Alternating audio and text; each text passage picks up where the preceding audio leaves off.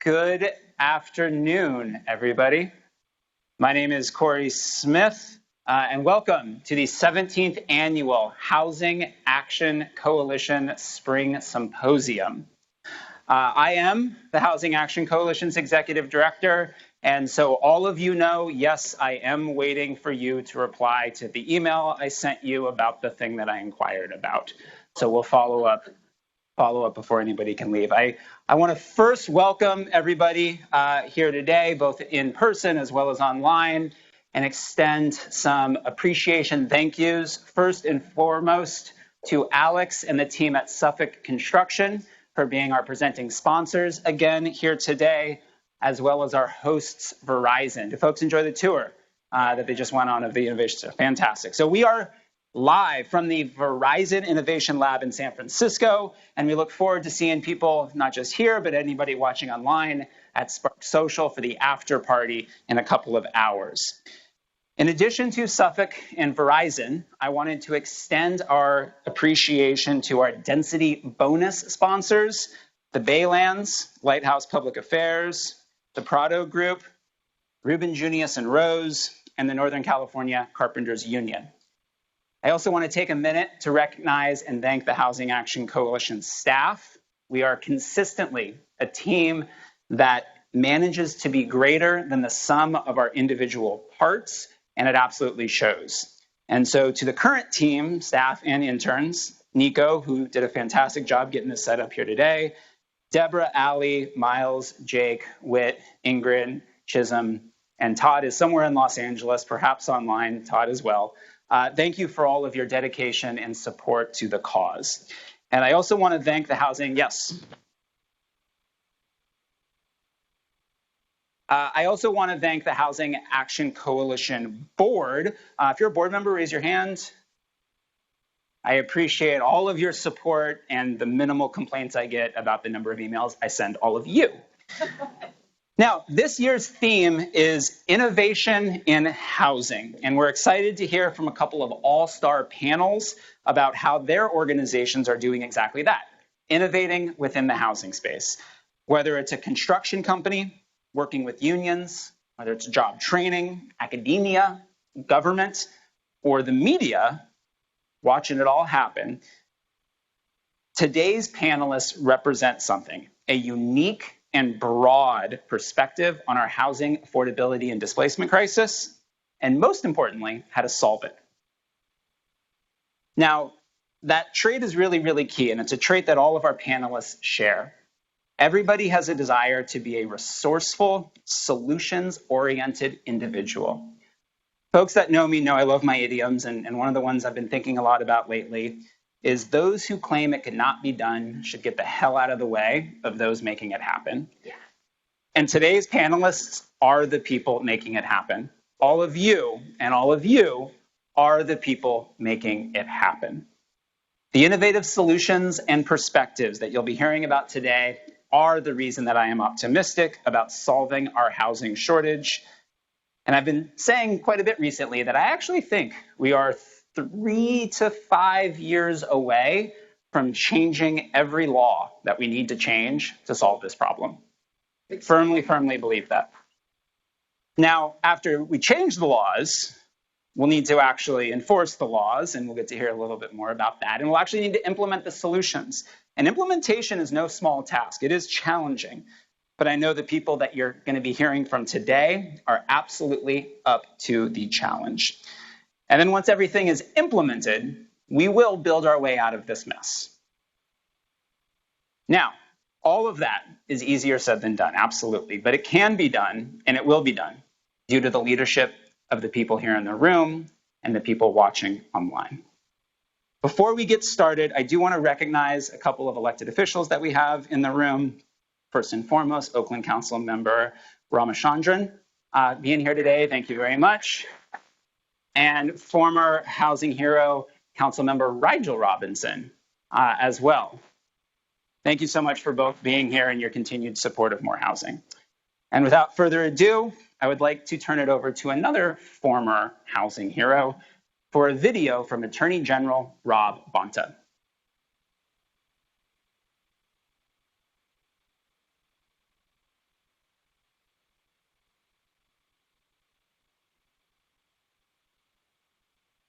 Thank you, Housing Action Coalition, for inviting me to join you for your 17th annual Spring Symposium. I was honored to receive your Housing Hero Award last October, and I'm pleased to be back with you all again today. I wish I was able to be with you in person, but know that I'm always with you in spirit as we fight for innovation in housing. For the last half century, we've seen California's housing crisis reach new heights. It's insidious, pervasive, devastating. So many of our fellow Californians have faced some form of housing-related heartbreak, feeling like they'll never be able to afford to move out of their parents' home, wondering how they'll pay the mortgage this month, grappling with the impossible choice between feeding their family or housing their family. These are the feelings that come from being left out of the California dream. And it's getting a little harder every year.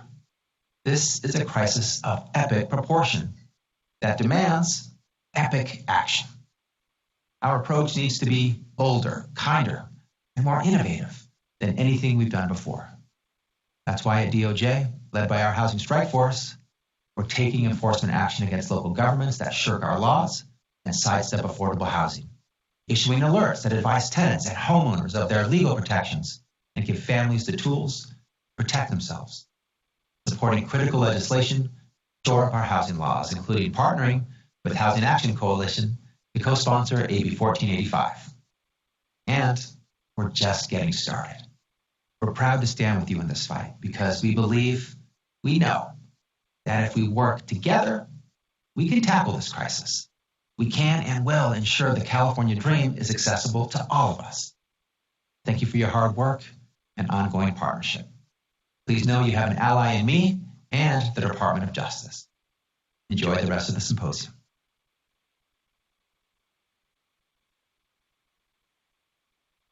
Good. Thank you, Housing Action Coalition, for inviting me to join you for your 17th annual Spring Symposium. I was honored to receive your Housing Hero Award last October, and I'm pleased to be back with you all. The Attorney General loves recorded videos with the Housing Action Coalition.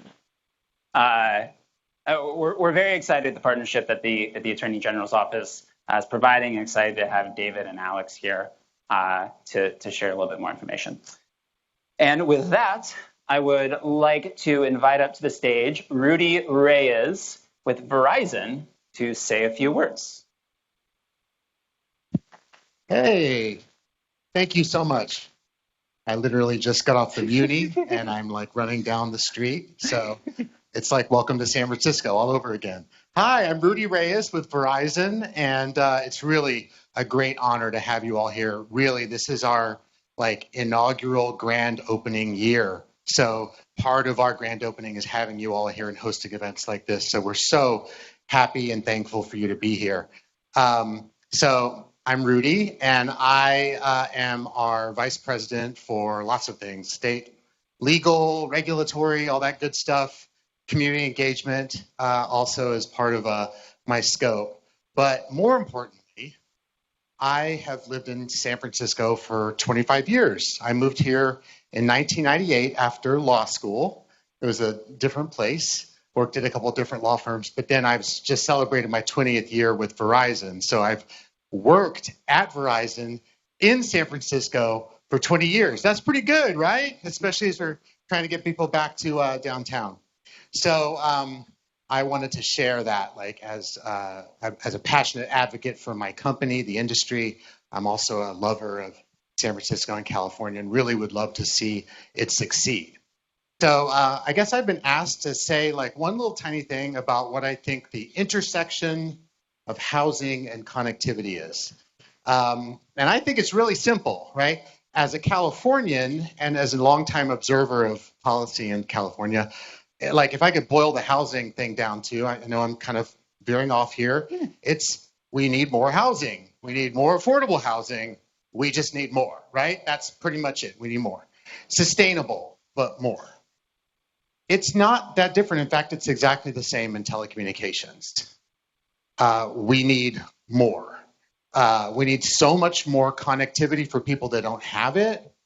We need more access for people in urban areas who don't have affordable access to broadband or to wireless. So it's the same thing. We need more. So my hope has always been to see, as we grow more housing and we reform our policies, that we think of all the things that need to go in terms of sustainable growth, building more infrastructure for these places, ensuring that they all have connectivity, affordable connectivity, competitive connectivity, choices for connectivity. It's vital, not just for like, we're great California, Silicon Valley, all this amazing growth, but just during COVID, we saw the absolute essential need for broadband in our homes. So that's what I think the intersection is. So with that, I again welcome you here. Thank you very much for coming and enjoy. Thank you. Thank you so much, Rudy. And we think about, I was saying earlier to their team, every building needs electricity and every building needs water. And in the 21st century, every building needs access to high quality internet. That is the 21st century. That is the future. And it's absolutely something that we need. So without further ado, let's bring out our first panel for innovation in construction. I'd like to welcome to the stage Monty Wilson from the Construction Industry Workforce Initiative, Jacob Adriardi from the NorCal Carpenters Union, Matt Smith from Factory OS, and Xiomaras Niceros from the Chan Zuckerberg Initiative.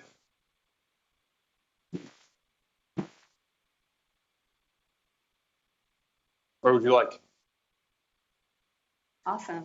Folks can hear me? Okay. Oh, no. What am I doing? Working on it. Cool. Just checking your ears so you can hear all things at all volumes. So I'm glad it works. Hi, everyone. Thank you for coming this afternoon for this exciting discussion. I'm Xiomaras Niceros. I'm on the Housing Affordability team with the Chan Zuckerberg Initiative. We're a philanthropic organization where we believe that everyone deserves a safe, affordable, stable place to live. And that's why this conversation is so important to us. I'm also a board member on the executive committee for HAC, and really excited that they're organizing this panel. So let's go ahead and kick things off. It's a short 40-minute conversation. Let's see. So I was going to just quickly run down. We have Monty Wilson with, I wrote it down here because I always forget. We know the organization as CIWI, or Construction Industry Workforce Initiative. We have Matt Smith with Factory OS, and we have Jacob Adriardi with NorCal Carpenters. The first question, let me hand it over to Matt. And as you respond, if you could just really high level further introduce yourself and your organization. But with Factory OS, we know that you are like the leaders of innovation, and you have innovative partnerships, including with the NorCal Carpenters. Can you talk a little bit more about those innovative partnerships, what's going on now, what you're expecting in the future, and how that's going to help address the housing? Yeah, happy to. Thank you. And thank you for HAC for having us all here today.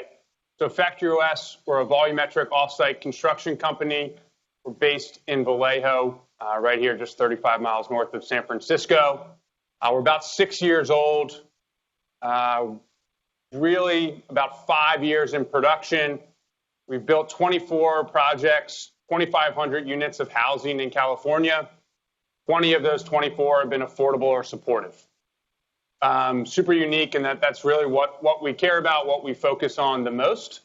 And we see that continuing as we continue to grow all in and around the Bay. We've gone as far north as the Sierras in Truckee. We did a workforce housing project in Truckee. We've done a workforce housing project in South Lake Tahoe. End of last year, we expanded south to Los Angeles. We did our first supportive housing project in LA. And then this year, we will build 7 projects for Southern California. So we really started to expand throughout the state, which has been great. Part of that expansion is due to partnerships. Before I kind of talk on partnerships, I think it's important to talk about goal, right? And I hit on it a little bit, but kind of what is the goal of Factory OS? And it's, let's lower the cost of construction so we can build more housing, specifically affordable housing, but all housing, right? Because that will lead to the increased affordability of housing. So that is our goal. And then, what are our partners' goals and how do we partner with those organizations to reach that goal? So whether it's, UC Turner Center, the Carpenters Union, Autodesk, Cinco Bain, whoever the partner is that we have a relationship with, the goal is the same, right? The goal is to increase housing affordability. Factory OS, obviously 100%, and our partners to a certain degree believe that advancing industrialized construction and the innovation in construction will lead to increased affordability. And so we'll kind of talk about each partner and how they're advancing industrialized construction and how they're kind of partnering with Factory OS. So starting with UC Berkeley Turner Center, they really are addressing it, as you all know, kind of more from like the education and awareness and then action side. They've partnered with Factory OS and done some case studies highlighting some successes. They're always kind of looking for roadblocks and looking for ways to implement new policy to allow for the advancement of industrial construction, to allow for the success of Factory OS, but really the industry in general. Again, with this idea of what can we do to increase the affordability of housing in the Bay Area, but really all throughout the state of California. So they've been an amazing partner of ours. Autodesk is another kind of unique relationship and partnership that we have that I want to take just a moment to talk on. And that is really, one, they're our single largest investor, right? So they obviously believe in kind of what Factory OS is doing and who we are as an organization. Everything that we do at Factory OS is made possible as a result of Autodesk. Our operating system is a patented operating system on an Autodesk software on BIM 360. So everything that our production workers do, how they interact with our in-house architecture and engineering, and then as a result, the architect of record for the project and the client is all a patented system on Autodesk software. We're also working with them on a lot of research and development initiatives, really around kind of the advancement of industrialized construction. And if you think about kind of innovation and advancement of construction, Autodesk is really at the forefront, right?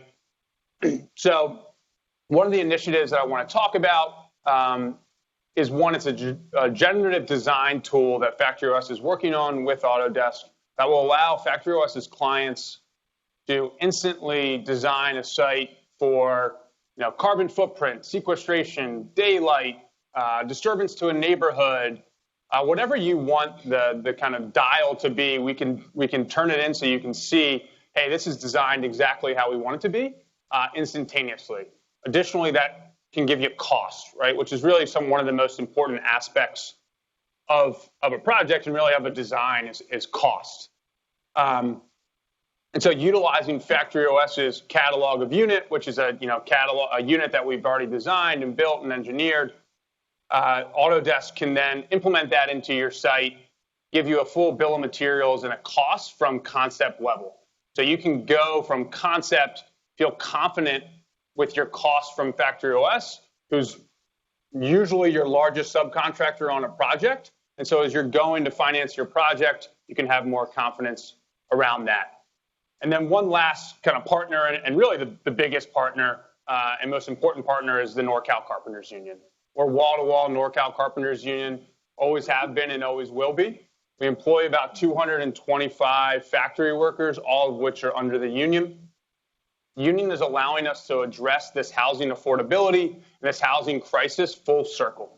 We're paying a living wage to our workers so they can afford to live in the housing that they're building. 50% of our workforce was not in construction prior to joining Factory OS. The Carpenters Union and Factory OS have gone out and recruited new talent to the industry. We're adding to the labor pool, adding to the shrinking labor pool. Additionally, through partnerships with the Carpenters Union and really another partner, Delancey Street Foundation, 25% of our workforce is second chance. So formerly homeless, formerly incarcerated, or battling substance abuse, that makes up a big piece of our workforce. And then again, what we build, right? We've built more affordable and supportive housing in California than any other manufacturer in the last 5 years. So that was a lot, but thank you all for being here. Yeah, I love it. Innovation all around, the way you work, the way you partner. So thank you so much. And you mentioned NorCal Carpenters, great segue. Jake, you've been busy in Sacramento, and unless you've been living under a rock, you must have heard of SB 23, which is the cleanup bill for SB 35. So I wonder if you could just speak to what's changed or what you hope will change as it continues through the legislative process, and how is it going to benefit the future of labor? I will. So just real quick, another introduction of myself, and I'll try to be light on that. Jake Adiardi, I've been affiliated with the Carpenters Union for going on 21 years. I've been part of this fine organization as a staff member and now serving as a director of organizing for the last 15. And when you start to look at the housing industry, one of the things that we identified is all of our workers need housing.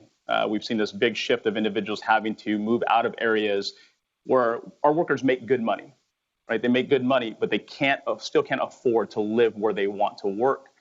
And through our leadership, we had to make some really bold moves at the state capital level. Some of the things that we couldn't accomplish at a local municipality level. So when we started to look at SB 35, what SB 35 wanted to do was to expedite housing. Now, what did we do? See, we saw an expedited process for affordable housing. We didn't see an expedited process really take shape the way it should have in the private sector. So we started to look at 423, SB 423, partnering with folks like Scott Wiener, but also looking at what of our past previous experiences of rolling the same type of language, because it's quick to note that we recently had language approved that was tied to healthcare, tied to apprenticeship, tied to prevailing wage and private right of enforcement through AB 2011. So using that learned experience and applying that to this process of not necessarily taking away the advantages of SB 35, but how do we make it better? Right? And this idea around skilled and trained, and I can talk about skilled and trained till I'm blue in the face, but I will spare you the time on what hasn't worked in that middle housing area, right? Of seeing skilled and trained actually take shape. So skilled and trained was tied to basically mixed income housing on 100% affordable. It was prevailing wage. So what did we do to change the outcome of what we want to see in SB 423 is we took skilled and trained out of mixed and made it tied to prevailing wage, which already exists. Prevailing wage, we tied it to family healthcare, which I would say in an industry that is plagued with probably one of the most dangerous careers of just construction in general, they need healthcare on the job site in order to get the jobs done that many developers that are listening here today, many developers that are here in this room need to accomplish on their projects. Looking at prevailing wage to level that standard, right, of making sure that, again, we're providing a pathway that necessarily isn't seen as a job, but a career that somebody can continue to pursue, make a great living, working in that atmosphere, as well as for folks that haven't been engaged into construction to provide that pathway for new folks to step into a career apprenticeship. And apprenticeships have a way of being able to create that standard of, hey, I want to pursue something, and now we're providing that through this language. Now, all those packaged into obviously some I would say probably one of the most notable, if not most life-changing, and across the state, which a lot of folks are looking at California right now, being a catalyst of what a lot of other communities are going to explore. I don't think we all understand that housing issue isn't exclusive to California, though we feel like it is, because it's staring at us in the face. We really read it all over the news. It's all over the internet. But it's something that's going to really be transformative, not only in California, but really across the nation as a whole. So where we see, quote unquote, worker shortages, no, we don't see it as a worker shortage. We see it as an opportunity shortage. And what is this 423 going to do? It's going to create that opportunity for folks to enter the construction industry, individuals in this room, those listening, to pursue projects where they feel it doesn't work, but now having legislation, they have a renewed focus of seeing opportunity of building the housing. And really, like we all want to see, units, housing, and jobs, period. I think it's the way I can sum it up. So opportunity on all fronts. Yeah, I love that.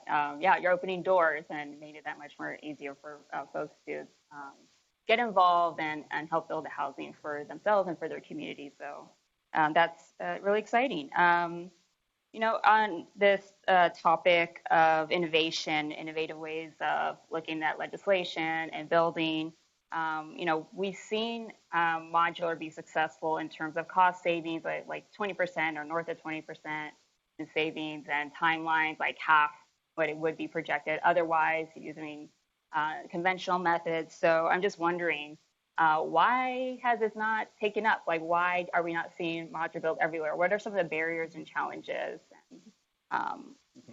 And maybe what are some opportunities to overcome those barriers? don't know who wants to go first. Yeah. You could, if you like. I think, look, we've had our successes and we've had our failures, just as any kind of young company would have.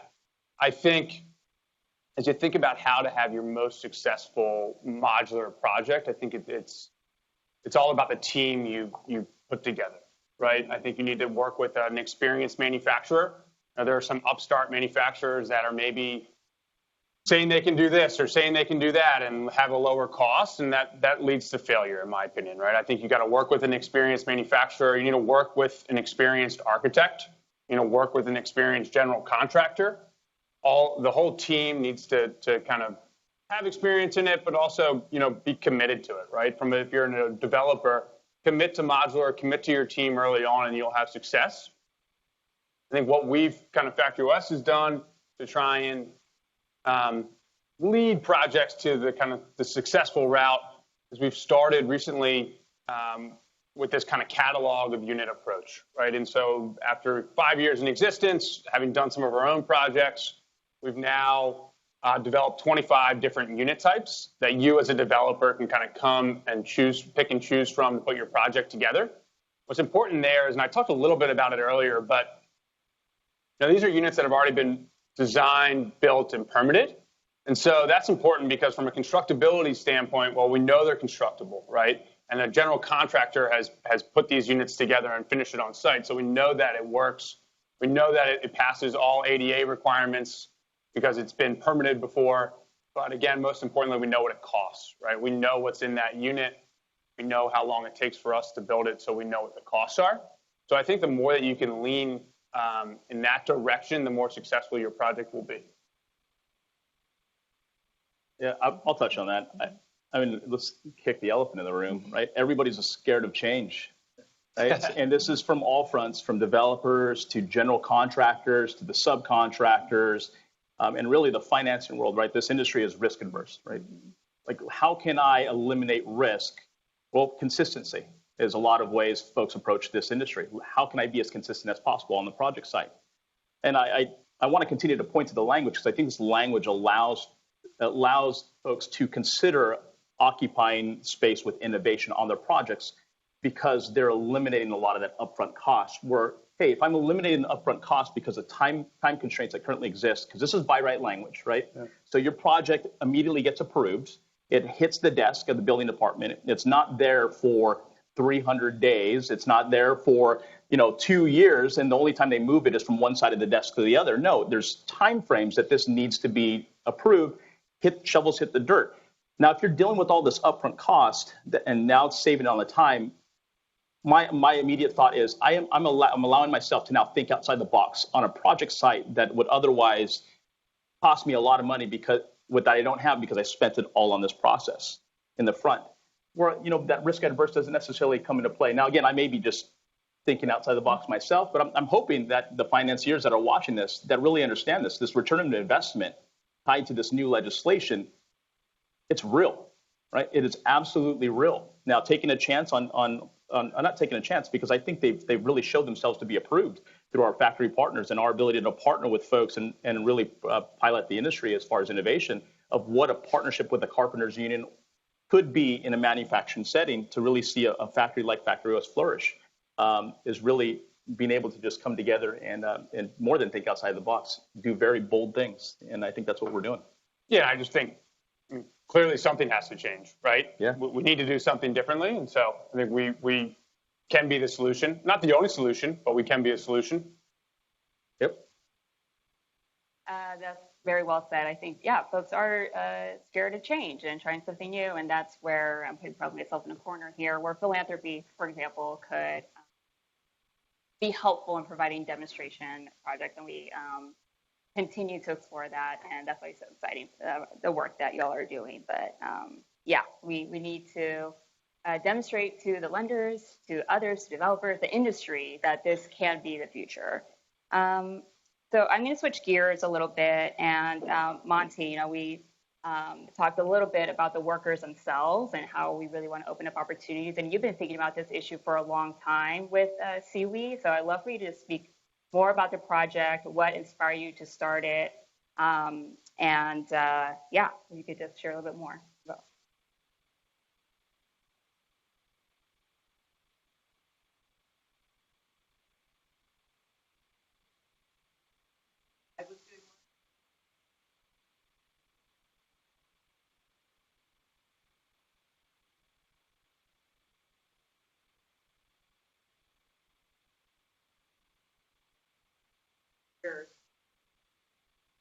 I was doing work with Alex.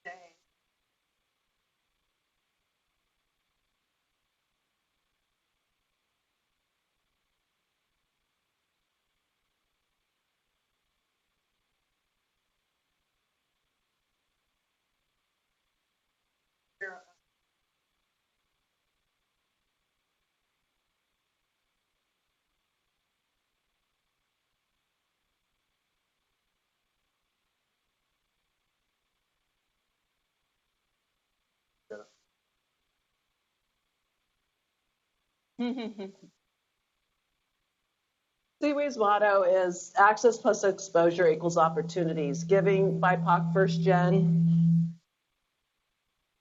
access to being an intern, right? The exposure they're going to get in it during a summer, and then they've got a resume that's going to really be powerful with an opportunity that many of you in this room have delivered. HAC was our first key stakeholder, and I remember when Tim was running HAC, the biggest smile, you know, the seats, the primetime seats that he would make available to our interns, that was that important, and I won't forget that smile. And we've been partnering with HAC ever since then, annually, in any number of ways, including HAC taking an intern of ours last year.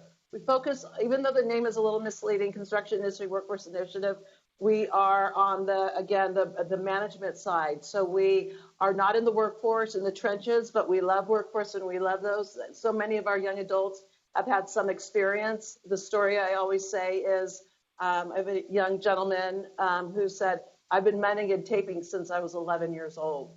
And I think we can all finish that sentence out and then some into the group that we're working with that is doesn't quite have that access and that exposure that some young adults do for family or education or, you know, where they live, the schools they go to, whatever that story, whatever that experience is.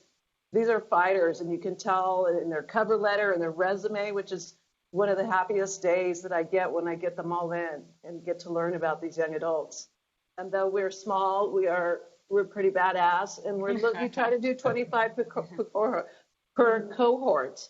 Took me 8 years to deliver our first 100, and in partnership with ULI and their EDI family and the ULI San Francisco, we are in an MOU to deliver our next 100 in 4 years. So we're going to do it. I got this year, we're about to launch. This is year 3, and then year 4. I'm going to make up for any gap in 1, 2, or 3, and it's going to be fantastic. Hope I answered the question. And before we move on, just since we have some potential partners, I guess you're in the room and in the audience, can you just speak a little bit more about what those partnerships look like, those companies, and like how they could get involved? For sure. You know, I think we are kind of a well-oiled machine now, and also able to call audibles with sponsors and partners who want to do something a little unique. We started out as a 20-hour per week program over a 12-week period, so 240 hours of technical time. with our sponsors because we knew that many of our interns were had a class, had a second job, helped out with the family, again, a mudding and taping, something like that. So we started out at 20, but now we're right. We do 40-hour placements, so full time. We do 20s. We do whatever. We do customs, right? That's where I love them all, but customs are fun to design. We have really great relationships with public and private initiatives. So if you're about to embark on a big project, come look to us. We will deliver bench for your community benefits program. We probably our largest of the three sectors would be with GCs, and we are now kind of one of the go-tos for GCs who go out to market in the fourth quarter, if not earlier, for interns, so they have them in summertime. So we specifically carved out and created a fourth quarter push to deliver interns. And it took us a couple of years to kind of get through it. And Joe Olaf, who's in the house, was an early proponent of saying, get to market earlier and we will partner even more. And so we're doing that now. What I love are our CBO partners, and we have many, and it is a joy to nurture those relationships. But many of them have the same common denominator. We work with young adults, BIPOC and first gen, but those CBOs might start in the 8th grade, right? And they hold them. And then after high school, we jump in for gainful employment, but it's a big family there. So College Track, Juma Ventures, Mesa, they're 100 Black Men Bay Area has been remarkable. And we kind of stay close to the community. It's grassroots and it's by design. The person of color, I know you see not so much of us in these kind of spaces. So the work that you and all of you are doing is incredible. So I'm going to go off script a little bit just because we're doing so good with time. And I am curious, like you mentioned, the overall goal of cost of construction and how we're doing that mostly with the way we innovate, the way we build, also the way we are trying to streamline. What are some other ways that we could lower the cost of construction? And I'm curious, what are some of the barriers to that? We talk about materials, the time. What about the political will and other things that add to this capital stack and invisible pieces of the capital stack? How do we sum this up, right? I mean, there's plenty of costs that plague the industry as it pertains to building housing, and we can look at San Francisco as being a perfect case scenario. I mean, there's how many thousands of housing units that could be built right now in San Francisco, but they're not. Right now, I hate to point to just one thing, but again, taking the city under consideration, there's a lot of fees that are assessed when we look at development. Now, some fees play a great role in promoting other pieces of the infrastructure that make cities great. There are some fees that are added fees that don't necessarily do that. And I think as we continue to trek through this cycle of what works and what doesn't, there's going to be some of those heartfelt conversations internally amongst different cities, and they're seeing it now because those goals aren't going to disappear coming from the state level of how many housing units we need to build, whether here, whether at the neighboring cities. This idea of coming together and determining what those factors are, fees, and maybe some sort of reduction in fees could play a great opportunity for some of those projects to really take shape. Again, we're all about seeing more opportunity be created from the housing units being built and jobs being created. But it's going to take, again, bold moves from everybody, not only the carpenters, not only our innovative partners, but also city leaders who are actively part of that ecosystem on seeing these projects being developed.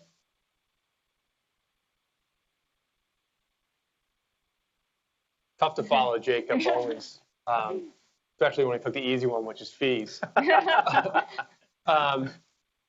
I think we're thinking about it a little bit, right? And I think a way that we're hopeful to continue to lower the cost is, say, if we're building a supportive housing project in San Francisco. Well, back to these partnerships that we have, right? So Saint-Gobain and Owens Corning are two of the largest material suppliers in North America. They're small investors and partners in Factory OS. We haven't done this yet, and so Saint-Gobain or Owens Corning are listening, I'm sorry. What if we went to them and said, hey, this is a supportive housing project, and why don't you give us a better deal on the drywall that's going to go into this project? And as a result, you can get some recognition, right? And so I think that's one example, but you can continue to lean on other types of examples and other people that can play that similar role when it comes to affordable and supportive housing. So something worth thinking about.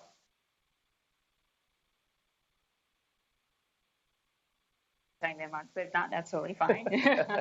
I want to go back to SB 423, and I'm just curious if you could say more about the opposition to it, the challenges, and what we could expect in the next few weeks.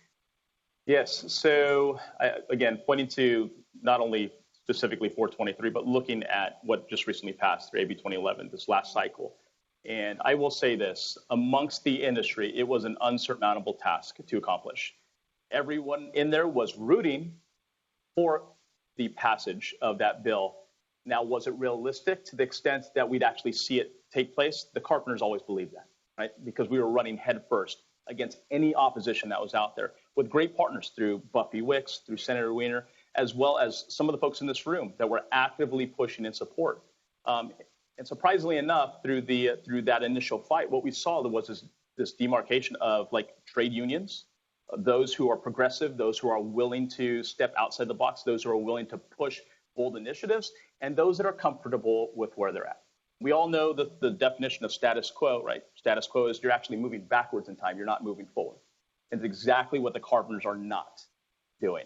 We're all about moving forward, all about moving forward. So looking at AB 2011, and really learned experiences. We teamed up with a broader coalition on that group. One notably would be the folks at SEIU, which is not typical of two organizations. One that's not representative of the labor industry, construction labor, and labor unions getting together collectively on a focus around building housing, knowing that their folks need housing, our folks need housing, and how can we collectively work together. And through that learned experience, we look at 423 and how this broader coalition has taken shape. Now, we've seen a lot of labor unions that didn't support the adoption of AB 2011 now coming on board. And obviously, we're good at what we do. We're organizers at the end of the day. So having those conversations that really are meaningful, not only for the folks that are in the office, but the folks that are out in the field, there's become this tangibleness of, you know what, this makes sense for our folks to find themselves working on projects that the idea is, yeah, they could afford, they could live in this space, because we're not only building one unit, we're not only building 2 units, we're building thousands upon thousands of units by way of this by right legislation. Again, that really takes away too, and I think one of the components I missed is that the big labor piece for us is making sure that we're rooting the industry of the bad actors. And one of the things that this does afford us is that private right of action that allows us to really tackle what the AG's office is all about tackling, is that those crime scenes that exist on projects that really exploit workers, on making sure that has no place in this industry, that we can elevate the standards not only on a social justice side, but also elevate the standards of how many units of housing we build. It's amazing how you and your partners have been able to grow this coalition, have it evolve couple of years in a really short time period when it's been so entrenched. So on this theme of partnerships, Monty, I'm wondering, we could go down the line, but you talked a little bit about, the great partners that you're able to embed your interns in, and this partnership with ULI. Can you talk a little bit more what partnerships you continue to have or gain in terms of new partners, and what's next? So we do love our public partners and have had great collaborations and or been a source of funding that have allowed us to do even more. So public utilities, PUC was a big one. They had a couple grants that we had were successful on.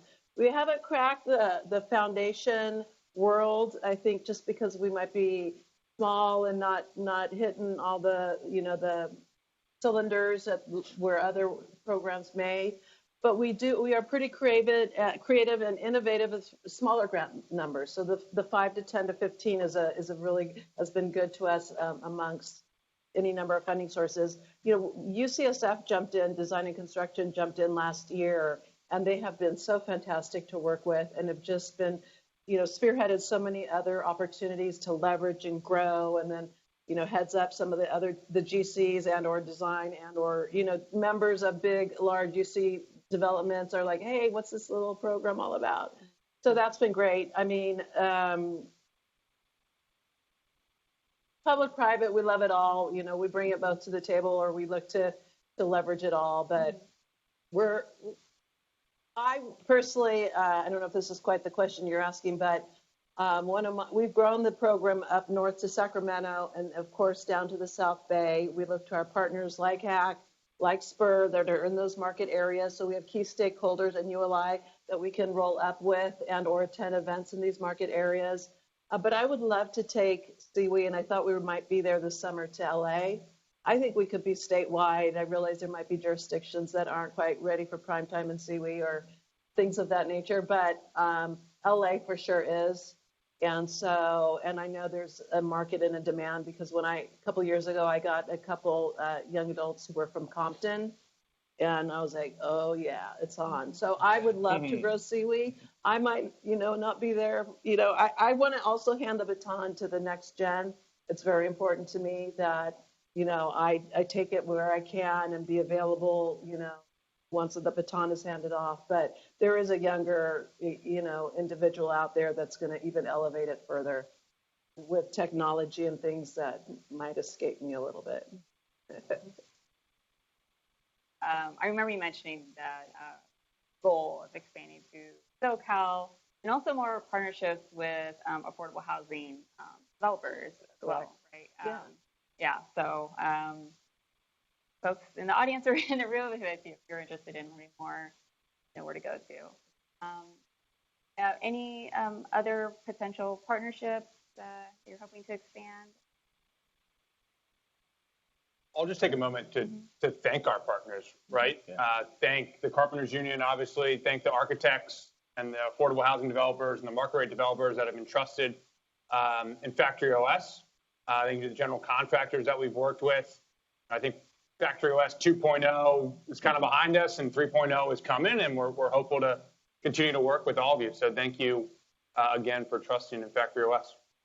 Yeah, I would say Factories is one of many partners that we want to cultivate here locally in Northern California. As much as we'd want to see manufacturing done here, we know that's not necessarily always going to be the case. As much as we can encourage that development and manufacturing to happen locally, it allows us the ability to have those types of relationships that we have with Factory OS and to really see this opportunity that's unconventional in most cases, right, of individuals stepping into construction that wouldn't necessarily see it as an opportunity, now finding its way through Factory OS and other folks that we have on board. Now, Factory OS does volumetric housing. There's going to be a lot of other folks that look at componentized systems as well. So having those partners to really complement not only what's being done on our end in manufacturing, but also complements what's being done out there conventionally allows us to really build the housing that we need to build. To think that any one individual or any one piece of legislation is really going to be the overall solution, only time will tell. Only time will tell. But it's going to be that continued conversation that we have with local municipalities, those continued relationships like Factory OS, those continued relationships like the workforce development stuff that CWE is doing that allows us to do this great work that we call construction and development.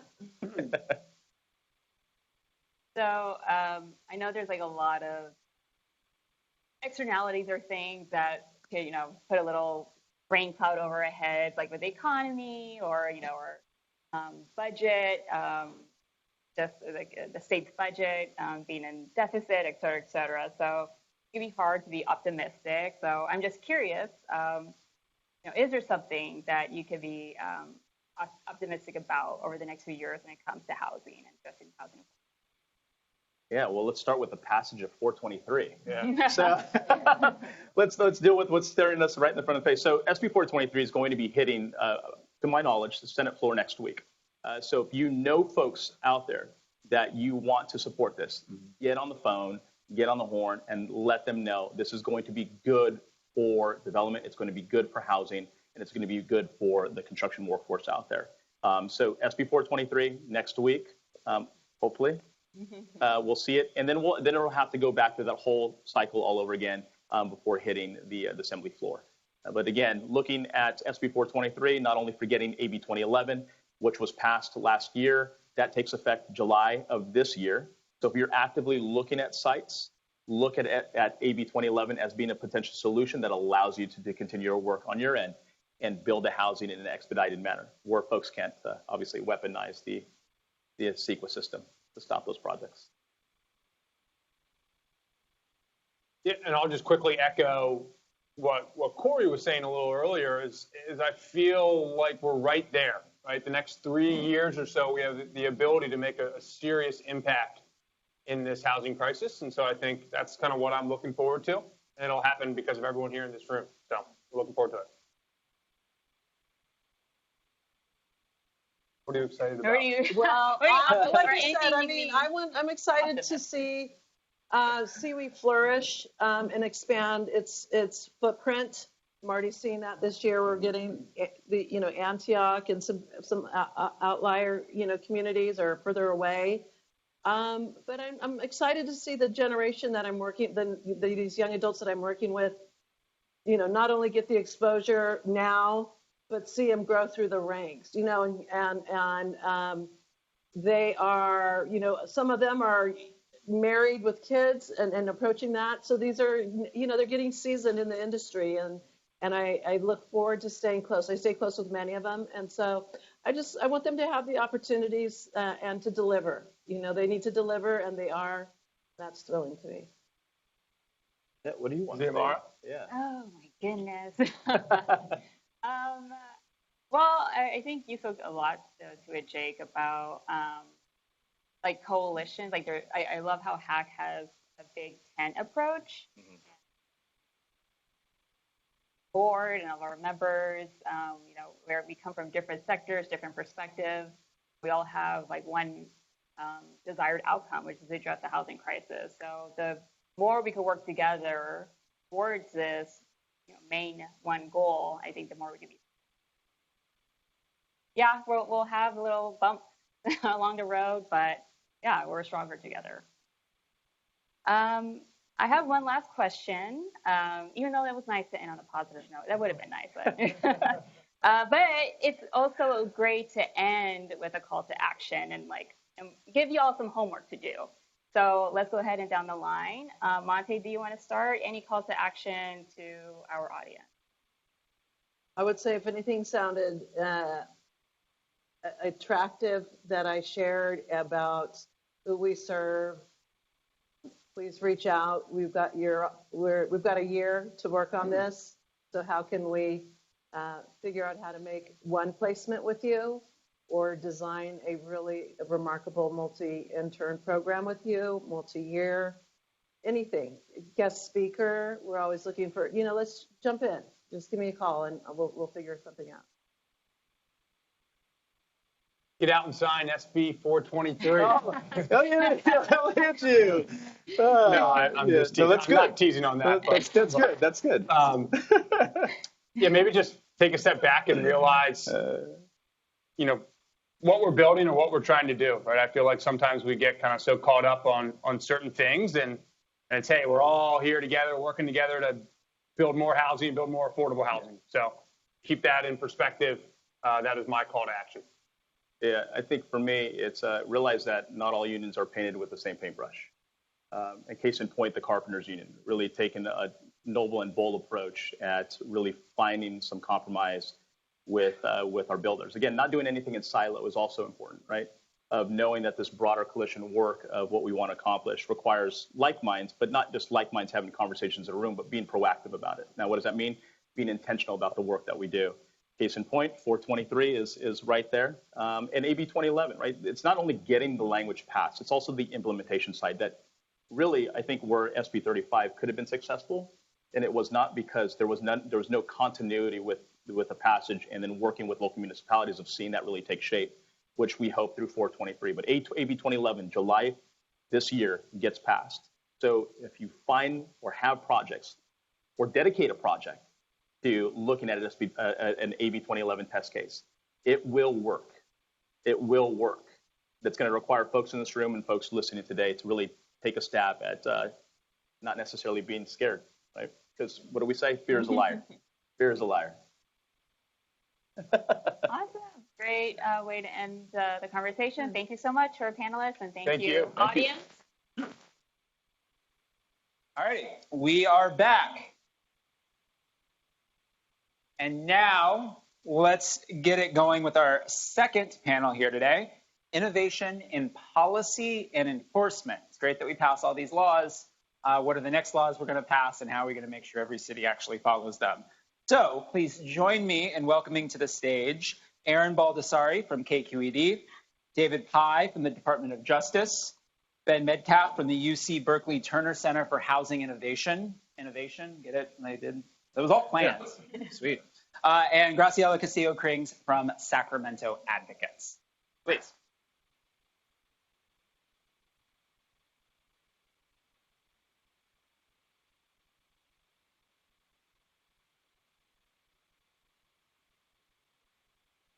Hello, everyone. I'm glad hopefully you had coffee and something to eat, and now you're ready to get started.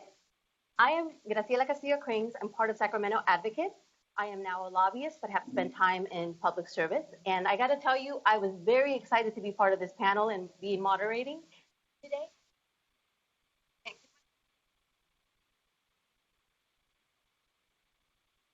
Eventually.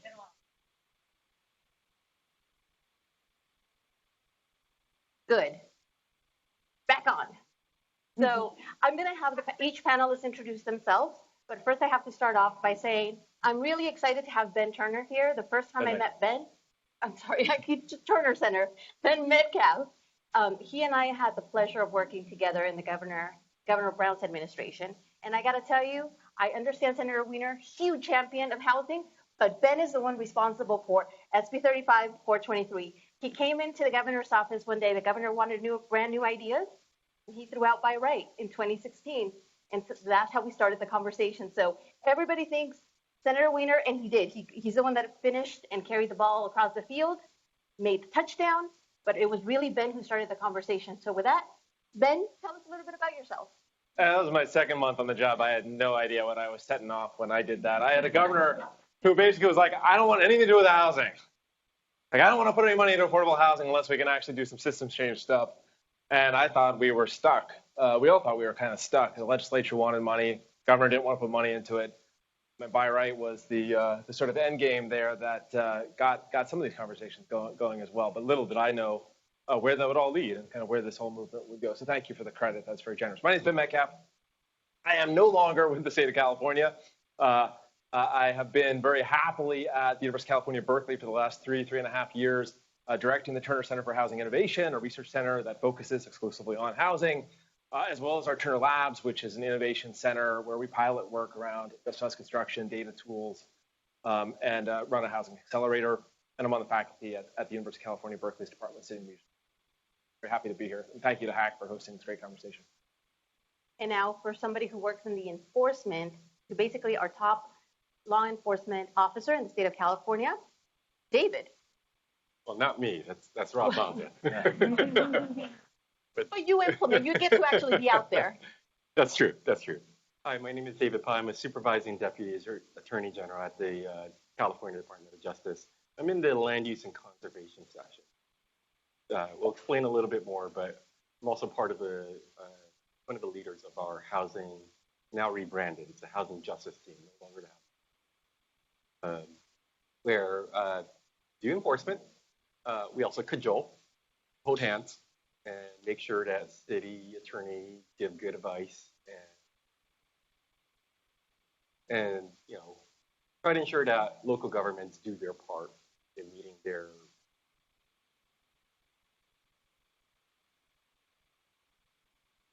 With us also, we have Aaron.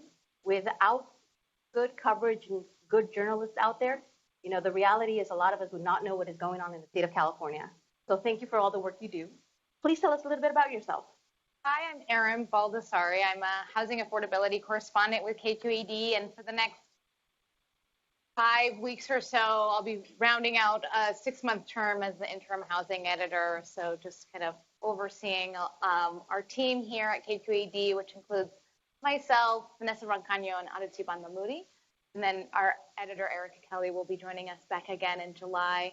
But, I was joking earlier that it's really boring covering housing in California. Nothing to say, nothing to write about, never a good story.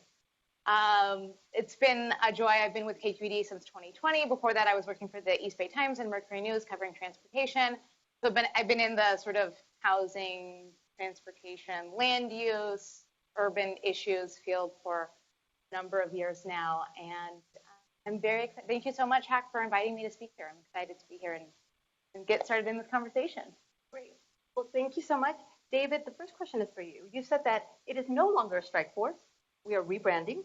So do tell us a little more about that. But we actually would like to know what is it that the unit is trying to accomplish and what you guys are seeking to do. Sure. We rebranded, we call ourselves a housing justice team for a number of reasons, but chief among which is housing strike force connotates an inherently adversarial process. That doesn't capture all of what we, certainly enforcement is a big chunk, but there's other aspects of it in which we advise HCD on housing elements.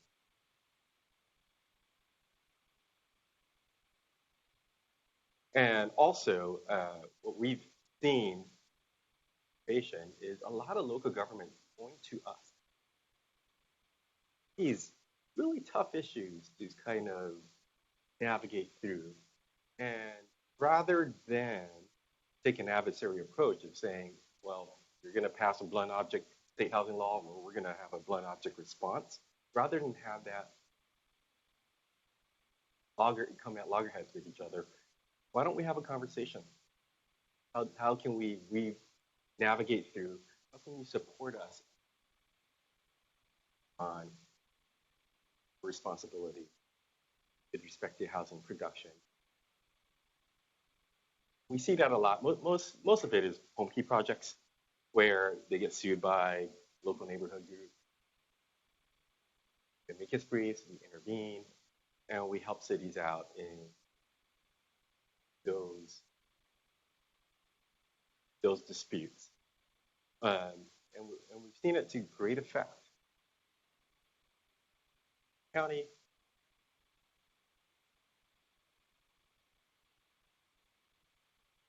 great results. And so calling it housing justice, and there's also, aside from housing production, well, calling it housing justice better captures. So you're bringing up a really interesting concept, and I think especially in Sacramento, and especially some of the cities that are the most popular in the news tend to basically be cities that are not doing the right thing or not exactly following the mandate. It sounds like there is a lot more complexity here when you're actually working with local government. What are some of the challenges that you're seeing, or some of the things that might not be as apparent? There's a lot, right? Housing laws are sort of designed to pass. And on the implementation front, that's where, we only see it if we try to implement it or try to enforce it and see what happens in court. One of the sort of, funny, right before this, we were given a tour by Verizon Labs of this amazing innovation space. Our surgery going on, aquatic dogs, thinking there's really nothing innovative on our end other than calling more. People are calling us more. But when I think about it, we are being very innovative in this regard. In the past, often gravitate towards our silos. So being at the Attorney General's Office of Legal Enforcer of state laws, things don't come to us unless it's notified. That's through by way of notification or traditional. We're taking a much more proactive approach. We're not waiting for it. Nothing in the law. Picking up the phone.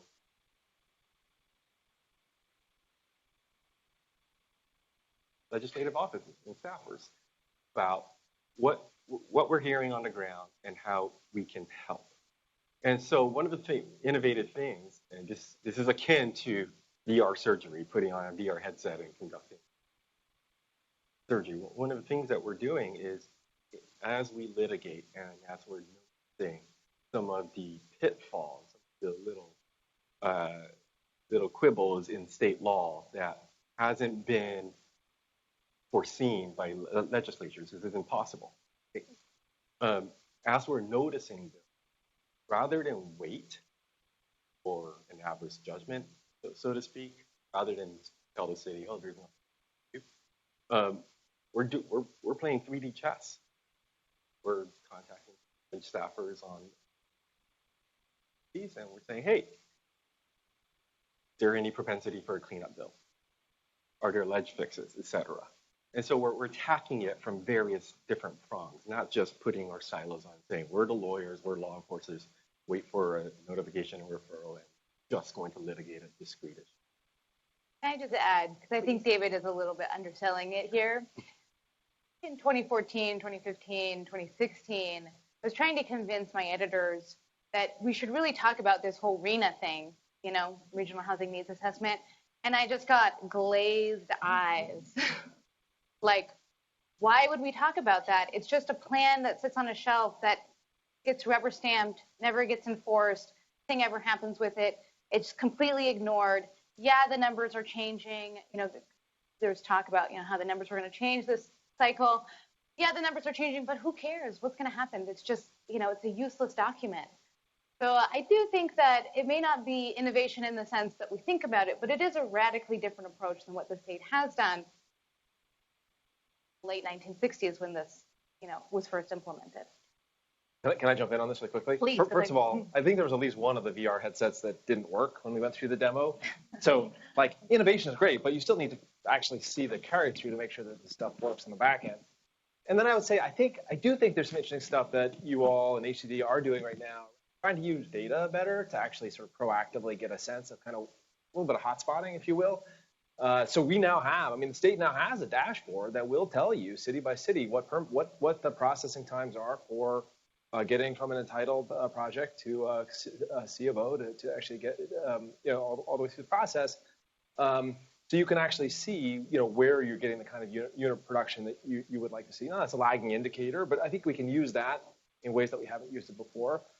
We at Turner Center have been building and refining really increasingly sophisticated simulation models that also allow you to look at, okay, we actually know what the sort of physical capacity is of your zone capacity is in the city. We can overlay that with an economic model and make, reasonable assumptions about what's feasible, what ought to pencil. Might not be able to tell in any given lot whether it'll get built, right? But across a city, you can aggregate that up and begin to make some pretty strong assumptions about the level of production that you would expect to see in a city, given what you know about their policies and processes. And if you don't see that kind of production happening, that again is a sort of vehicle of hotspotting. So I think the data will help us on the enforcement. So let's unpack that a little bit. I think, Erin, you touched upon something that is really a hot topic item right now. It's the increase in the RHNA numbers that have been allocated to cities. You obviously have very good familiarity with it. What are you seeing in terms of what is happening on the ground with some of your reporting? Because there seems to be, the average person who's not following housing, they have a perception that there's been a lot of legislation passed, but nothing is changing. There's additional homelessness. Numbers keep going up. So what can you tell us in terms of the perception that cities have when it comes to the RHNA numbers and some of the legislation that has passed? It really varies city by city, but I think some of the numbers speak for themselves. I think the last that I looked, there was only about 17% of Bay Area cities and counties were compliant with RHNA numbers. They had HCD compliant housing elements. And, you see all kinds of, I was just talking to someone in Portola Valley about someone who created their own LLC to sue the city to try to engage in confidential negotiations and try to readjust, the housing element. So you see, sometimes I see a lot of examples of city, particularly city planners, putting together a housing element that looks great. They're checking all the boxes. Then they bring it to their city council and they're like, oh, we can't put housing here. We can't do that here. They get pushback from residents in this neighborhood and it gets dwindled and dwindled and dwindled. And then what they submit to HTD becomes not such a great plan. And then it gets sent back to them and they have to go through many revisions. And, we're kind of at where we are right now. So I think we're seeing a lot of pushback, from neighbors, from electeds who are concerned about particular allocations in their districts. And, we're seeing some pushback from residents. I mean, on last year's ballot in Menlo Park, there was a ballot measure seeking to basically require a citywide vote for any changes to anything other than single family zoning. And, it didn't pass. But I think we're going to be seeing more of that, where if city councils are not pushing back strongly enough, you'll get a group of motivated residents to push back. And so we'll see. I mean, I think next year's election will be particularly interesting in the housing field, not only because of local and state measures that are going to be on there, but also because of who's running and how they're campaigning. For us to keep an eye out on. Yeah, definitely. So David, really quickly, when it comes to enforcement of housing element, RHNA numbers, what is the interplay between the Attorney General's office, local government, and kind of developers? And especially because you're at the forefront of some of the enforcement and implementation, right? Yeah. I think it's important to not to forget what key agencies they chief. They're the regulators. But we can pick on them. They're not here. Oh, no, I don't want. They're my client. Don't pick on them. I think what they do is vastly important and quite innovative. They need to be a loved best. We love the Turner Center's data. Use them.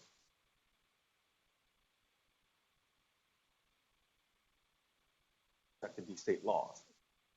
Turner Center comes up and tells us, and that informs other iterations of. With respect to housing element, what HED done in terms of innovation is treat the sixth cycle as it is no longer 8 years. It is an 8-year contract. There is no longer, you're additionally certified as it is your pin or you're not. Bright line. And during the course of the 8 years, as you're submitting your AB 1398 kind of changed the standards. 8-year cycle, not in compliance now, or having on 4 years. All of that is gone. You have self-executing consequences, automatically zoning. Builder's remedy. You have APR, or annual progress report, mandates in which HCD will review them throughout the course of mid-cycle review. And take a look. Hey, you know what? That housing plan that you really gave us that we certified,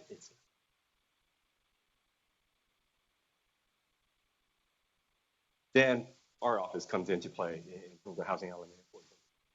Then it's incumbent upon us to eat a stick in the carrot and stick approach. Hold cities to account. Dust off the government code, so to speak. Provisions, affecting general plan consistency.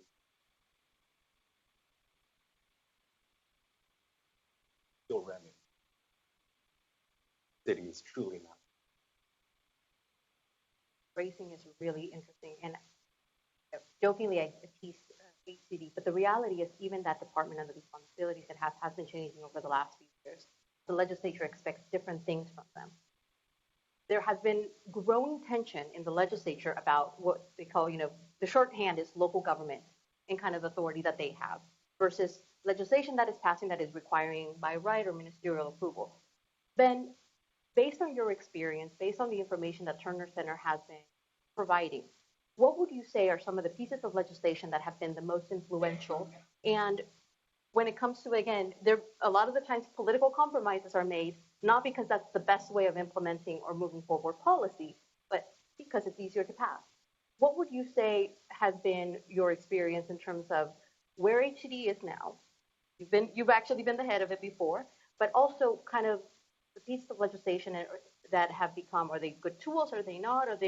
We're not implementing them correctly? They're not written correctly? What are your thoughts? Yeah. So first, just to, I guess, first and foremost, I do think the housing element and RENA process has a lot more latent power in it than we have yet witnessed, and absolutely very different than we would have been in the fourth, fifth, or third cycles. One of the examples of that I often keep pointing back to, I mean, I think David gave a personal, which is it used to be a one and done. You got a certification, you didn't, got certified, check back in 8 years. Now it's sort of like you're on constant super secret probation. You're always being monitored, and as a city, you have to realize that if you enact a mid-cycle policy, that compliance may slip away from you. So that's one. Another thing which I think is really interesting is new state law that basically said if you're trying to get credit for sites in your housing inventory that are not vacant, you have to be able to show that there's a reasonable probability of development. That's a game changer. I'll just say, when I was working as a developer in California 2 decades ago now, nobody ever talked about housing. I always talked about RENA, because the thing that seemed to have meaning at the time, if there was meaning, was really the idea that you were allocating these targets out.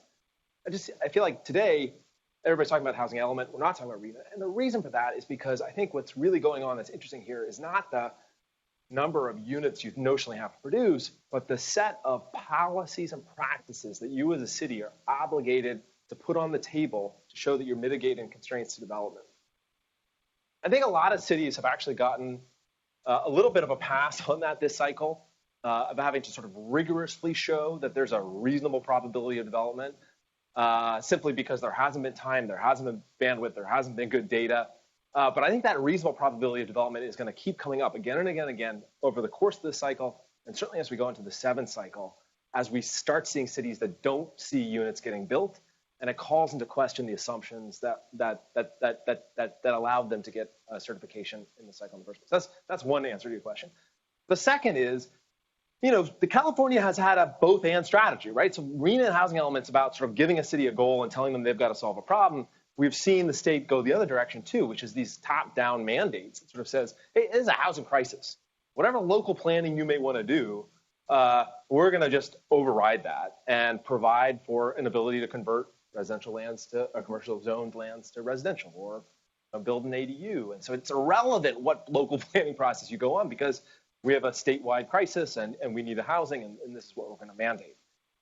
That's been where I think a lot of the headlines have been over the last few years with things like SB 35 or AB 2011.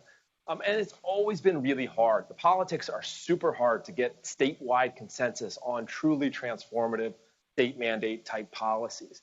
A lot of that's because everybody agrees there's a housing crisis, but everybody has some skin in the game that sort of takes them in a different direction. So whether that's labor, whether that's the environmentals, whether that's the cities, trying to get all those factions on board has been brutally hard. Where it has been hardest, unfortunately, has been, I would say, in the sort of bread and butter, mainstream, workaday housing. So building tract housing out in the valley, or building conventional multifamily condo here in San Francisco. That's been where it's sort of hardest to get to political consensus on streamlining and expediting. And so what has happened, I think, over the last few years is that the places where traction has been possible has really been sort of at two ends of the spectrum, where I think we really do have, I think the positive way to put it is good models for success of when there is political will, how the state can motivate real change. And I think the one example of that at its smallest is the ADU space, where we went in 2016 from like 500 permits a year being issued for ADUs to where we were last year, where it'll be some 20,000 permits. Like a fifth of California's permitting is now coming out of these small homes. That's hugely transformative, and was very much a sort of a series of incremental bills that sort of each built on each other. Each was generally a little bit below the radar. None of it attracted the big political maelstroms that have hobbled some of these other efforts. The other space is actually conventional affordable housing, right? Like sometimes we think about sort of subsidized affordable housing and we credit all the money we've been pushing out, which is part of it. But we've also made it much faster and easier to build at higher densities and in different kinds of locations statewide for subsidized housing.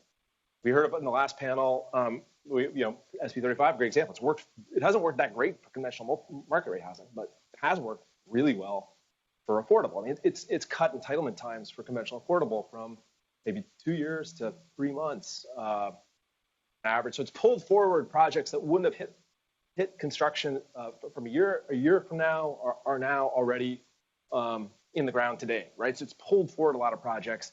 And the combination of that plus the density bonus has meant that these projects also can sort of optimize at the kind of construction type that works best to get the best efficiencies.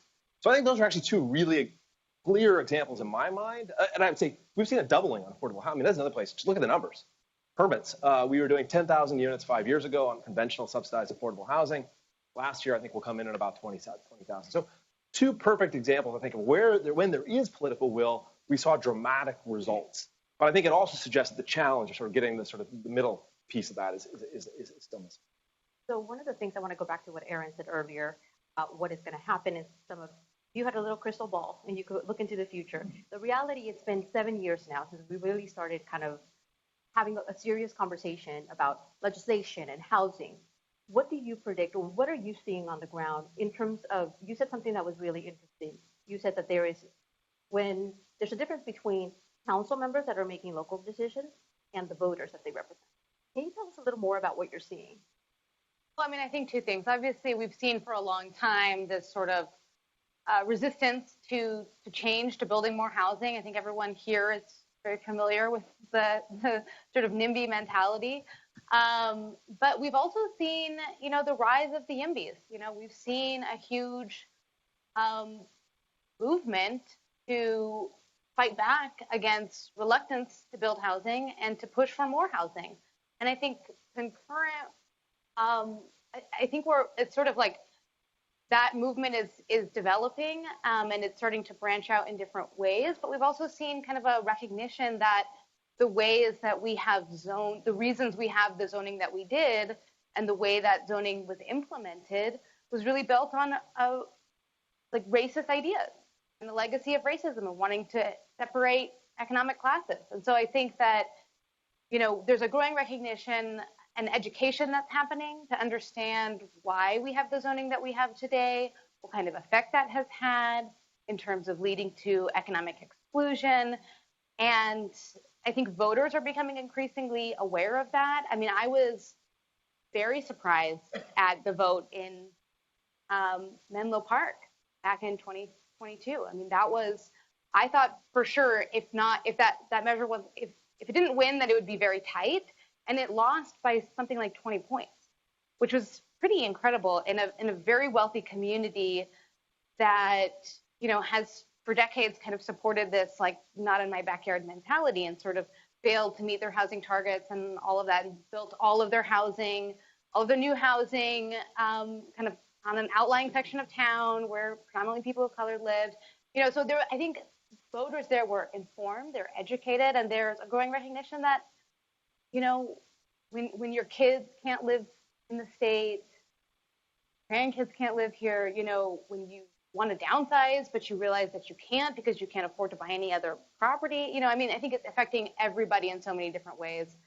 So it's going to be really interesting. I mean, I think I'm, sort of grimly, maybe is the right word, looking forward to the sort of, battles in the 2024 election, because I think there's just going to be a lot of this conflict is going to be playing out. I think you're going to see a lot of this tension in terms of, there's still a lot of people who don't want their communities to change. I mean, California is a beautiful place. Love it too. But, there's also a lot of support for more housing too. So it'll be interesting. I mean, public polling has been showing housing homelessness as a top 3 issue for California for the last several years. So if you're running for elected office, whether it's at state or local level, odds are you're coming in with probably some sort of a position on this issue, and often a perspective that may be more pro-housing. And so that is changing. There are realignments going on in real time in communities. I mean, Menlo Park's a great example where you have, all of a sudden you have just a slim majority now on that council who has come in over the last few years and sort of gets a new vision for, and I think critically is they're parlaying their slim majority very effectively by leveraging the hell out of the state, right? So they're basically coming in and saying, sorry guys, we've got to adopt a pro-housing agenda. We have no choice because the state's telling us to do it. But they're enabling their staff to do that. And I think they're also leading, right? They're helping shift the dialogue in their communities, sometimes even though a majority of their town residents may not be simpatico with them. Yeah, I was just about to say that, the state sort of taking this top-down approach really doesn't give, it sort of gives local officials cover in a sort of, in a weird way, in terms of saying, like, don't blame us, we're not the bad guy, But then you have this, but state officials have a little bit of cover in that then said, like, there is this, people are upset about the cost of housing. They're upset about rising homelessness. So, being a champion for these issues in terms of increasing the housing supply is like a winning kind of campaign thing. So, I mean, I think only to a limit, though. Yeah. Let me tell you my experience when I'm trying to, appearing before the the various legislative committees on fairly innocuous bill, AB 1485, which we're PAC is sponsoring with us. It's about this automatic right to intervene whenever on private rights of action, HAA actions, housing element litigation, and giving the state, either HED or the Attorney General or both, automatic right to intervene rather than seeking a motion, filing a motion, and being at the behest of the court to exercise their discretion. Straightforward. Housing is a statewide concern, where there's statewide issues of statewide import, they should be in there, right? And they're all very supportive, of course. But the comments we hear from individual legislature is, we passed these housing bills, but we didn't intend it for it to be like this. Okay? And I think they're feeling the pressure as well. But there's very much the part of, yes, take away discretion from us so that we don't have those hard conversations.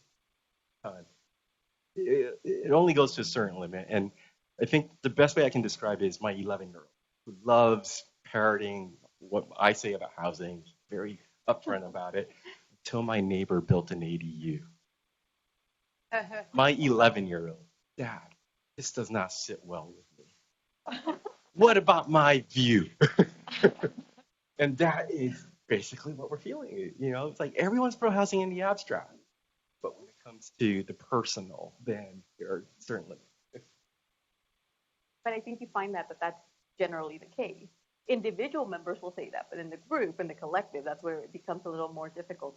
So I think you're right, because I got to say, as a lobbyist working on getting the vote, that's exactly what I get, right? So there's still that tension that exists. So that's one of the reasons I'm really curious to see what's going to happen. Do you think we've reached a breaking point? Because this is another thing. Individually, members will say, when is it enough? Like, it's enough, right? You have all these bills, and you're asking me for a very hard vote. So one of the things that I'm actually very curious to see is, will there be additional conversations, changes in the legislature that reflect kind of the openness to additional housing? Does it lead to additional, not just rezoning, but additional density that are needed, right? And so, or are we going to get kind of pushback? Basically, every time that there seems to be, in politics, 2 steps forwards, there's always 3 steps back sometimes.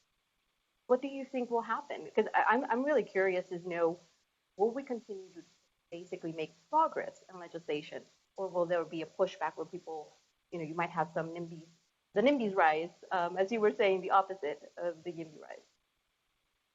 I mean, I think, to me, there was a big inflection point around 2017, that legislative session, when we saw like the big first, slate of bills get passed, right? And those, getting bills passed is one thing. We're talking about implementation, and then actually getting something constructed is a whole other thing, right? That still takes a really long time. So I think, I think that there's room, there's like a window for a little bit more momentum until you start to see the pace of development start to pick up.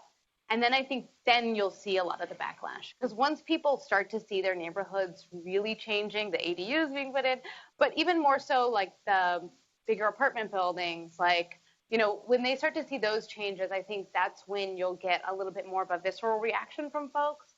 And that's when we're going to see kind of more of that pushback. We might start to see it in 2024, but yeah, so it's sort of a squishy answer. But David, Ben, what are your thoughts? I mean, look, here's my existential fear is that what if we were so lucky to perfect the regulatory table and like actually figure it out and get good zoning and good permitting processes and then have no developers show up, right? Like I think that's the other thing that particularly in this moment, right? Like that I'm really worried about. And I think we've been doing a great job. We've been doing a decent job of pushing the ball down the court on the zoning game, right? But I think we're missing a feasibility story here too, which is, well, all that's been going on. Costs have been going through the roof, labor, supplies, materials, impact fees, interest rates. And I think, the growing complexity of the California residential building code, by the way, all for good reasons.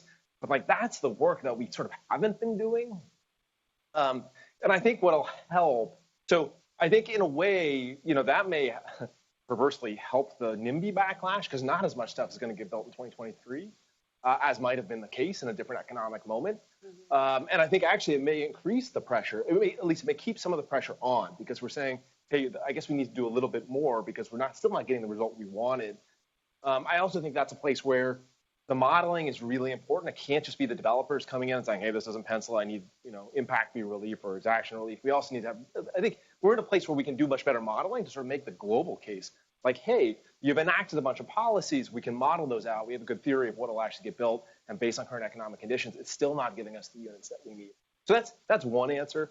The other answer is in homelessness, right? Like, I think, we have to make progress with our unhoused population. And I think right now, people on the street understand to some degree that there's a lot of things going on, money going into this. Maybe some people perceive that some folks are coming off the street, but for every 2 people coming off the street, 2 more are coming in. So we still have. So I think while that's hanging out there, I think there's still a big risk of a sort of a voter backlash too, of like, hey, we've run out of patience on this. We need to be doing something different. And I'm worried that something different is something that's really counterproductive and has civil rights implications. Yeah, speaking personally, I love the housing accountability dashboard framework, and years down the line, to the extent that we can codify that somehow and capture that, I think that would be a game changer. In the next 3 to 5 years, I'm with Corey. I think there's a shift. I don't think it's a straight line trajectory. It wiggles. There's going to be backlash here and there. It's definitely not a straight line. But overall, what I see is, if you pass the innovative bill like 423, et cetera, inherently there's going to be backlashes from cities like Huntington Beach. That's the gift that keeps on giving. That'll spur the state legislature to act as well in kind. Job security. Exactly. For every action, there's an opposite reaction, and so through that sort of give and take, right? I see eventually the same way. I just remember moving out here in '98. Going to a bar, smelling like a chimney coming home because there's smoke everywhere.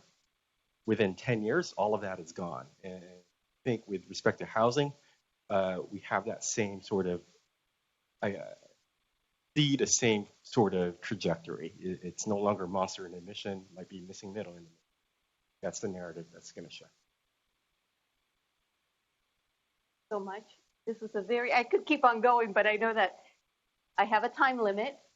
Oh, great. Okay. So let me ask you this. All of you come from you have different experiences. You're looking at the housing crisis and the conversation from a different lens.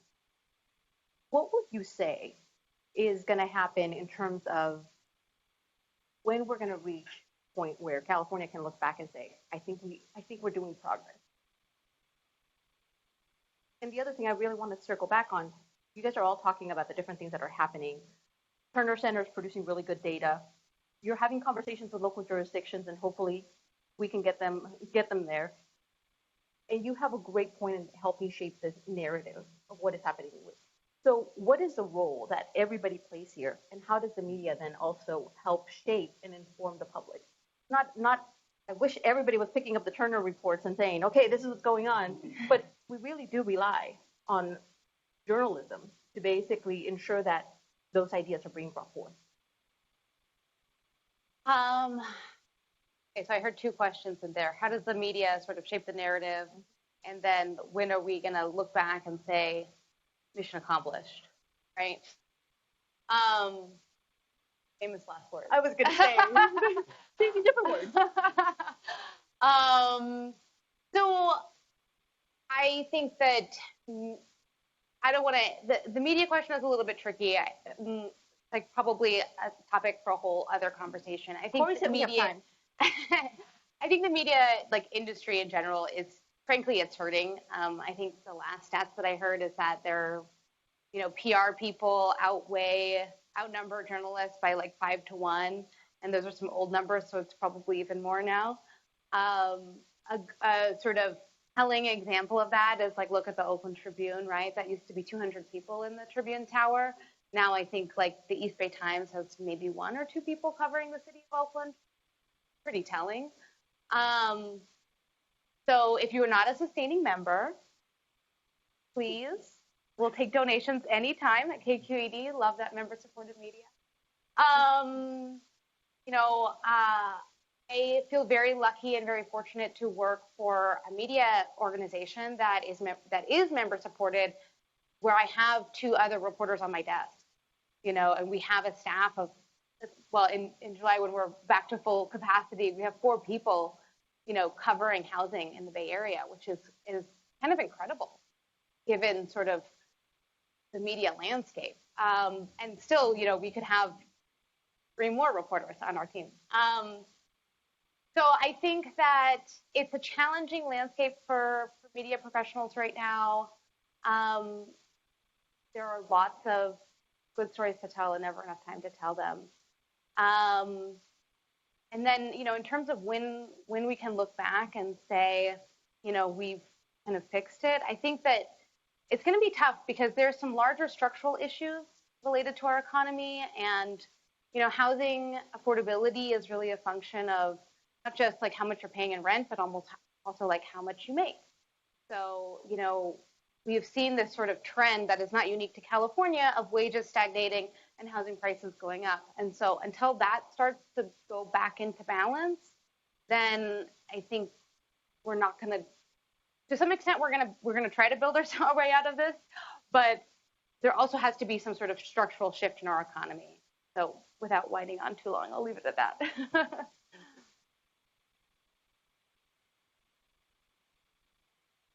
I don't think we will ever have a mission accomplished event, and for good reason, right? This is not George W. Bush on an aircraft carrier declaring mission accomplished prematurely. Again, using the tobacco example, like the master tobacco settlement was entered into in the early 2000s, and even to this day, we still see issues with marketing to minors, et cetera. There's always going to be some issues in some shape or form. So to say it's never going to be mission accomplished, the problems will be different, right? And when they're different, our office will always be there, our best in shaping a solution. I mean, I'm an optimist. I mean, I do think I do believe there's a future where, we can get our permitting numbers up to where they were historically. It doesn't seem like it's so hard. I think the fact that we're losing 200,000 net domestic out-migration, people fleeing California, like that's crazy. That feels like something that can, I do believe that we have the right interventions in the mix for dealing with the homeless. I think those things are there. I think they're years away, but I think they're there. I think in the nearer term, I mean, I would like to see, like, within the next year plus, like, hey, we should be able to get our housing element compliance rate up to 90, 95%. We should be able to see continued leadership on housing issues from certainly from our state elected leadership. That's not too much to ask. We should get the regional housing bond for the Bay Area should pass next fall, along with a slate of other housing bonds. Like, those are things within the next 12 to 18 months that I feel we can keep that progress going. I think we at least will be on the track for some big news. Thank you again to all of you for spending time with us. It was a great panel. Thank you.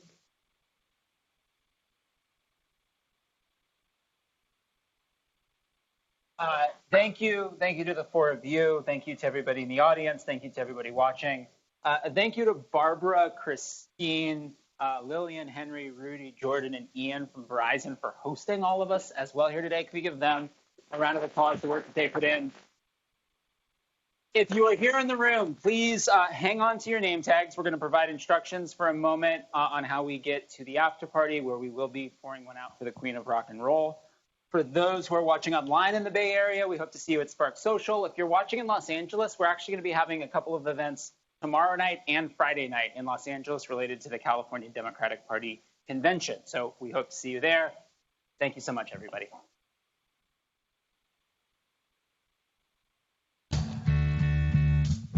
Every now and then, I think you might like to hear something from us. Nice. But there's just one thing. You see, we never, ever do nothing. Nice. Easy. We always do it nice and rough. But we're going to take the beginning of this song and do it easy. But then we're going to do the finish. Rough. The way we do. Proud Mary.